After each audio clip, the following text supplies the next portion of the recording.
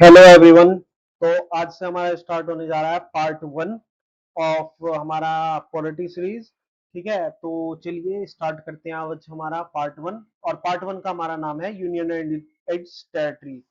तो सबसे पहले हम प्रेजेंट टाइम में देख लेते हैं। प्रेजेंट टाइम में हमारे पास में कितने स्टेट हैं और कितने यूटीज हैं। तो हमारे पास में प्रेजेंट टाइम में 28 स्टेट्स हैं और 8 यूटीज है। यूटीज का मतलब हो गया यूनियन टेरिटरीज।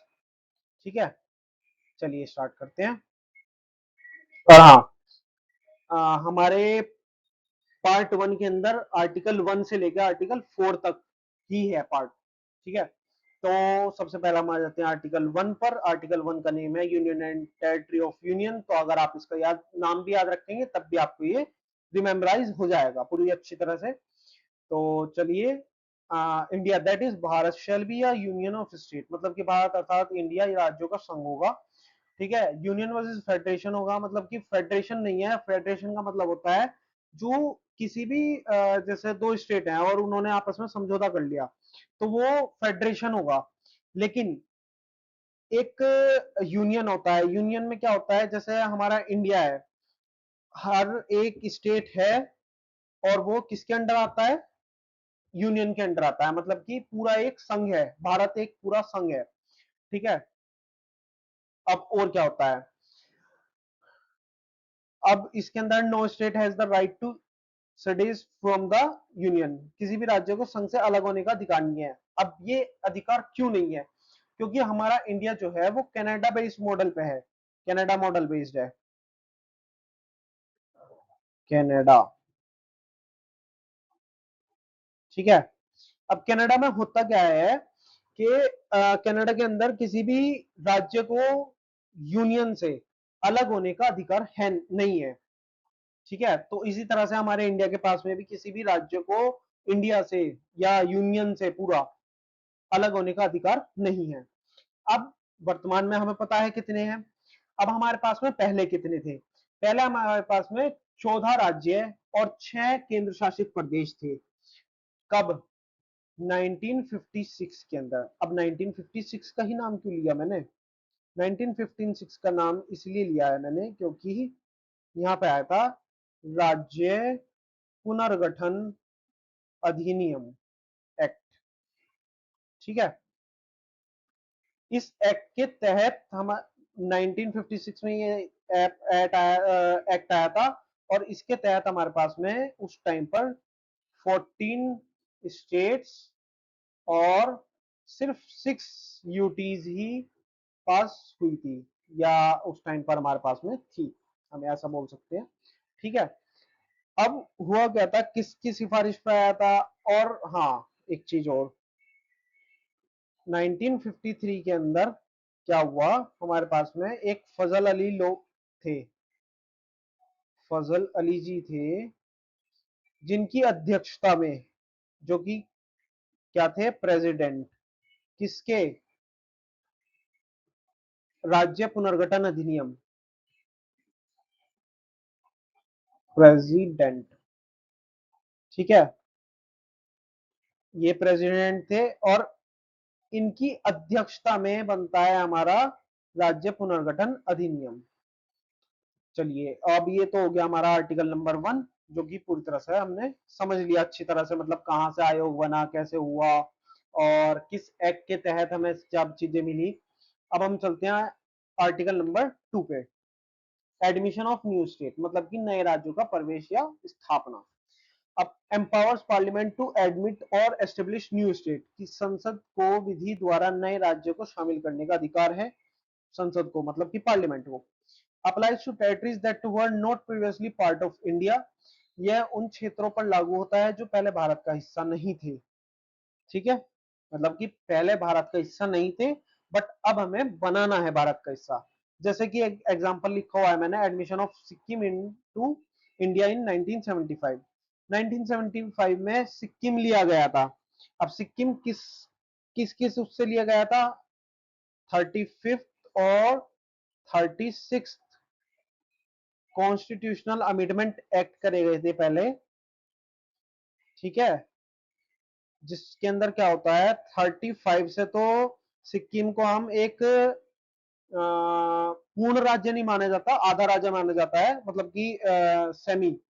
ठीक, और थर्ड कॉन्स्टिट्यूशन अमेंडमेंट एक्ट 36 से सिक्किम को पूर्ण रूप से एक भारत में शामिल कर लिया गया और पूर्ण रूप से एक स्टेट बनाया गया।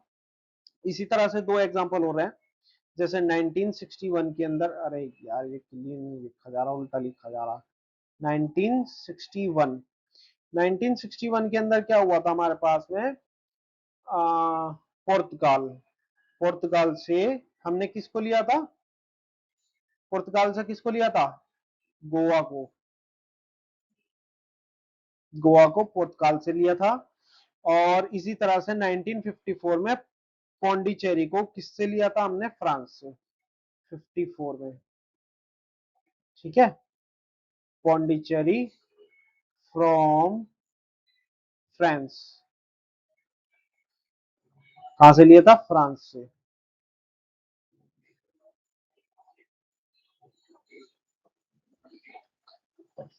ठीक, तो ये हो गया हमारा आर्टिकल नंबर 1 और आर्टिकल नंबर 2, और इसकी पूरी डीपली डिटेल मैंने आपको दे चुका हूँ। बाकी यूपीएसआई या यूपी कांस्टेबल वगैरह अगर इन सब छोटे छोटे एग्जाम्स की या कांस्टेबल के लिए कोई प्रिपेयर कर रहा हो, तो वो सिर्फ इसका नाम भी याद रखेगा ना, उसके लिए इतना सफिशियंट रहेगा, इतना डीपली याद रखने की उसको जरूरत भी नहीं पड़ेगी।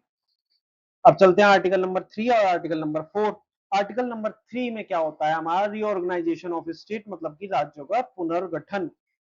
ठीक, जैसे कि कोई भी नया राज्य हमें इंडिया के अंदर बनाना है, उसका निर्माण कैसे होगा, उसका नाम, उसका क्षेत्र कितना होगा, उसकी सीमा में परिवर्तन, जैसे कोई भी स्टेट है उसकी सीमा हमें बढ़ानी है, घटानी है, ठीक है, वो सब कैसे, और उसके अंदर कोई भी संशोधन, मतलब कि अमेंडमेंट अगर करना है तो वो कौन बनेगा, करेगा, संसद करेगी। मतलब कौन करेगा, पार्लियामेंट। पार्लियामेंट किसके अकॉर्डिंग करेगा, विधि, मतलब कि रूल के अकॉर्डिंग करेगा।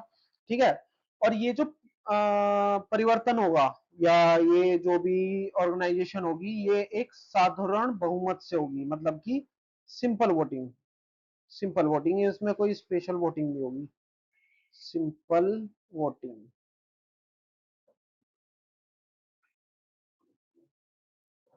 पार्लियामेंट के अंदर वोटिंग होगी। और ये ठीक है, किसी भी राज्य में परिवर्तन का जो भी बिल होगा वो कौन लेकर आएगा, राष्ट्रपति की सबसे पहले सहमति चाहिए, उसके बाद में बनेगा। ठीक है, जैसे मैंने यहाँ लिखा हुआ भी है, from a new state by uniting और separating existing state, that is दो या दो से अधिक राज्यों को मिलाकर या अलग कर नया राज्य बनाना। मतलब कि जैसे आंध्र प्रदेश अलग हुआ था, ठीक है, तो आंध्र प्रदेश अलग बनाया गया था ना, तो वो इसी आर्टिकल 3 से रिलेटेड होता हुआ था। जैसे राज्य के क्षेत्र, सीमा या नाम में परिवर्तन, जैसे मैंने बताया, देखो तेलंगाना आ गया, उत्तराखंड आ गया, उत्तराखंड को यूपी से अलग करा गया था, ठीक है, 2001 के अंदर। अब आ जाते हैं आर्टिकल नंबर 4, सप्लीमेंट्री लॉज, अनुपूरक एवं परिणामी विधियां। अब इसके अंदर एक बेसिकली कहने का मतलब ये है कि आर्टिकल 2 और आर्टिकल 3 के अंदर जो भी परिवर्तन या जो भी चेंजेस करे गए हैं, वो सब संविधान का संशोधन नहीं माना जाएगा, मतलब कि कॉन्स्टिट्यूशनल अमेंडमेंट नहीं माना जाएगा।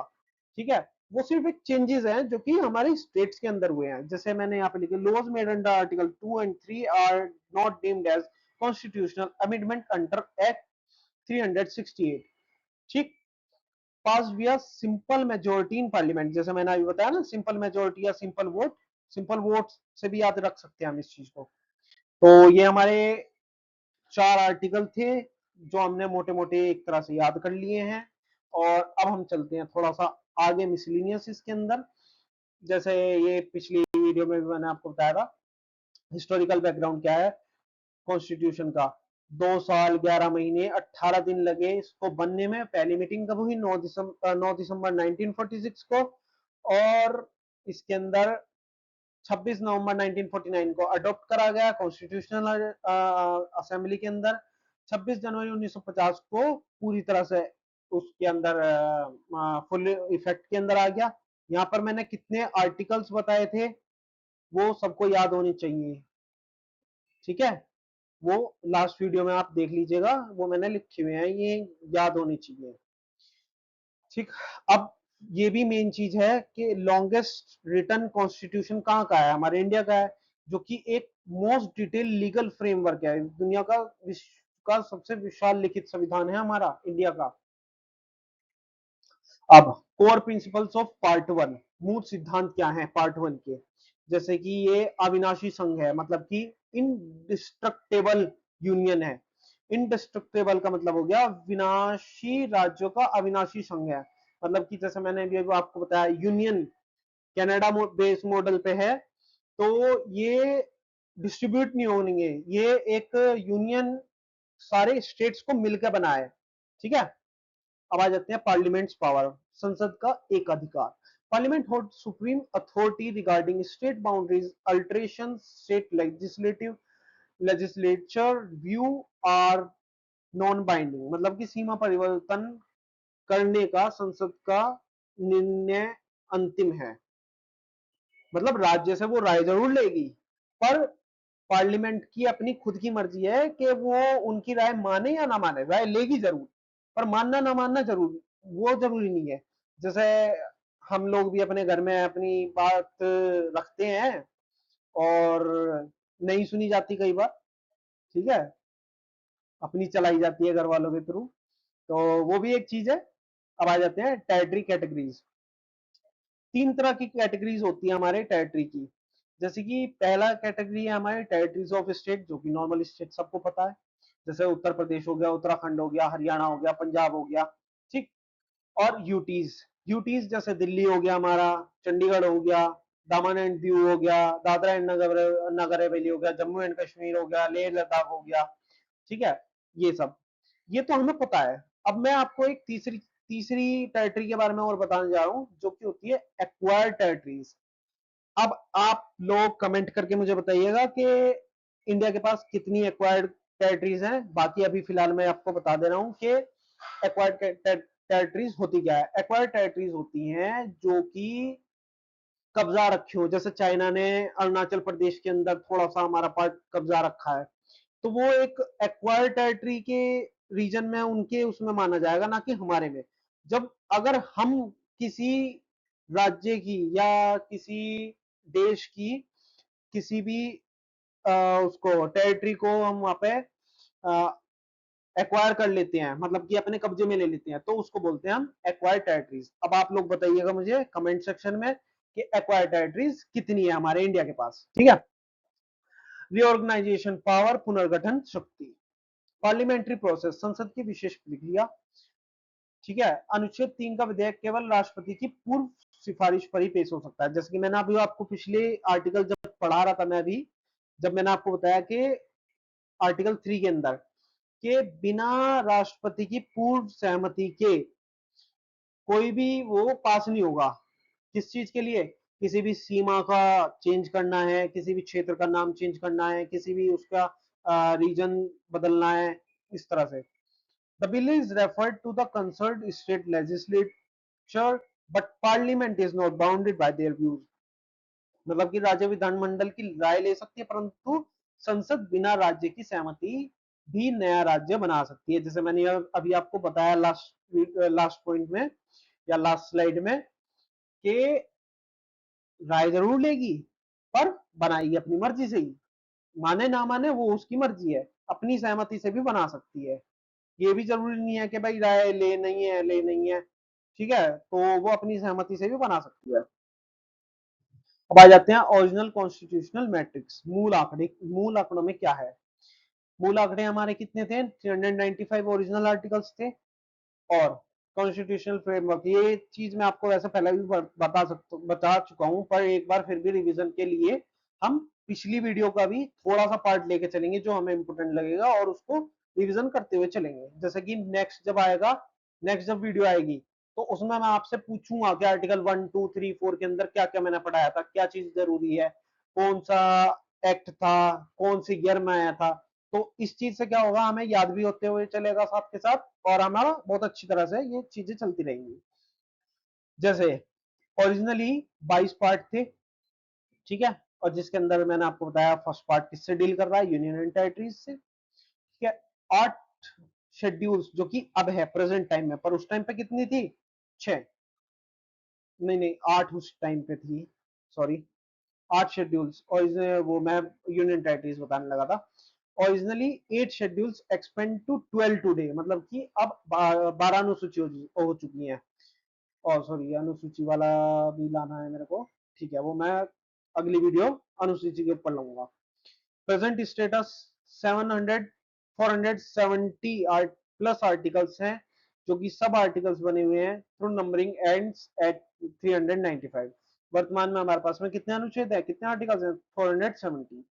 कोई नहीं, थोड़ा सा मिस्टेक हुई जाती है, दिमाग कहीं और था, तो इसीलिए वो 8 की जगह 6 इस तरह से हो गया, कोई इशू नहीं है इतना बड़ा। ठीक है, की पिलर्स ऑफ प्रियम्बल, प्रियम्बल जैसे मैंने पढ़ाया था उसके मुख्य बिंदु क्या है या की पिलर्स क्या है। संप्रभुता, संप्रभुता मतलब कि भारत आंतरिक एवं बाहरी दोनों रूप से पूर्णतः स्वतंत्र और आत्मनिर्भर है। ठीक है, independent India, new India. Socialist and secular, 42nd amendment 1976 के द्वारा जोड़ा गया शब्द है सोशलिस्ट, सेक्युलर और इंटीग्रिटी। ये मैंने आपको पिछली प्रियम्बल वाली वीडियो के अंदर याद भी करवाया था, तो इसको याद भी रखना है पूरा में। डेमोक्रेटिक रिपब्लिक के शासन की शक्ति जनता में निहित है और प्रमुख राष्ट्रपति निर्वाचित होता है, मतलब कि हेड ऑफ स्टेट जो है वो इलेक्टेड होता है, इलेक्ट होकर आता है। जस्टिस, लिबर्टी एंड इक्वेलिटी, न्याय, स्वतंत्रता एवं समानता, सामाजिक, आर्थिक और राजनीतिक न्याय प्रदान करने का संकल्प है हमारे पास। पुनर्गठन का इतिहास है एक छोटा सा, जैसे 1948 के अंदर कौन सा इवेंट हुआ था या कौन सा आयोग बना था, धारा आयोग बना था या जेवीपी कम्युनिटी बनी थी, और उसके अंदर डिसीजन क्या आया था, जैसे रिजेक्टेड लैंग्वेजेस प्राइमरी फैक्टर। ठीक है, फोकस्ड ऑन एडमिनिस्ट्रेटिव ईज, ये किससे रिलेटेड है, आर्टिकल 3 से, ये आर्टिकल 3 से रिलेटेड है। ठीक है, ये भी आर्टिकल 3 से रिलेटेड है, 3 4 से रिलेटेड है, 3 से रिलेटेड है, इसी तरह से ये सब रिलेटेड है। जैसे 1953 आंध्र स्टेट बनी थी, आंध्र प्रदेश बना था ना, किसके अनशन करने पे बना था और कितने दिन का अनशन करा था, वो आप, चलो कितने दिन का है करा था वो मैं बता देता हूँ। ठीक है, और आप ये मुझे बताएंगे कि किसके अनशन करने के, किस, कौन बंदा था जिसने अनशन करा था, किसके लिए, इसको बनाने के लिए। ठीक है, और कितने दिन का अनशन करा था, 56 दिन का, 56 डेज, 56 डेज। अब फजल अली बनी थी, जो कि मैंने अभी बताया था स्टार्टिंग में, 1956 के अंदर बना था। State reorganisation act pass, 14 state and 6 union territories created. 2014 Telangana form as 29th state carved out of Andhra Pradesh, मतलब कि आंध्र प्रदेश से अलग करके 29वें राज्य के रूप में गठन करा गया। 2019 Jammu and reorganisation, Jammu and Kashmir को 2 यूनियन टेरिटरीज में बांट दिया गया। सब हो गया क्लियर। अब थोड़ा सा एक मेजर फॉरेन सोर्सेस पढ़ लेते हैं। जैसे मैंने हर एक वीडियो का पिछली जितनी भी वीडियोस थी और जो भी इस आर्टिकल से रिलेटेड थी, वो सब मैं लेकर आया हूं इसके अंदर, और सब रिलेट कर दिया है, और जिससे आपको पिछली वीडियो का रिवीजन भी हो जाएगा और इस वीडियो में हमें आर्टिकल्स के साथ ये पिछला रिवीजन भी हो जाएगा। जैसे गवर्नमेंट ऑफ इंडिया एक्ट 1935 से मैंने आपको बताया था 75% वो है हमारा कॉन्स्टिट्यूशन, मतलब कि पॉलिटी या आर्टिकल्स, पॉलिटी कॉन्स्टिट्यूशन। ठीक है, और ब्रिटिश कॉन्स्टिट्यूशन से कितना है, क्या क्या लिया गया था, पार्लियामेंट्री सिस्टम और सिंगल सिटीजनशिप। ठीक है, यूएस कॉन्स्टिट्यूशन से क्या क्या लिया गया था, फंडामेंटल राइट्स, जुडिशियल रिव्यू, ये सब पढ़ा चुका हूं मैं पहले। इरिश कॉन्स्टिट्यूशन या आयरलैंड के कॉन्स्टिट्यूशन से क्या लिया गया था, डीपीएसपी। और ये बहुत ही मेन पॉइंट्स है जो हम याद करने वाले हैं आगे जाके, क्योंकि डीपीएसपी तो जनरली हर एक एग्जाम में आजकल पूछ ही रहा है, फंडामेंटल राइट्स भी हर एक एग्जाम में पूछता है।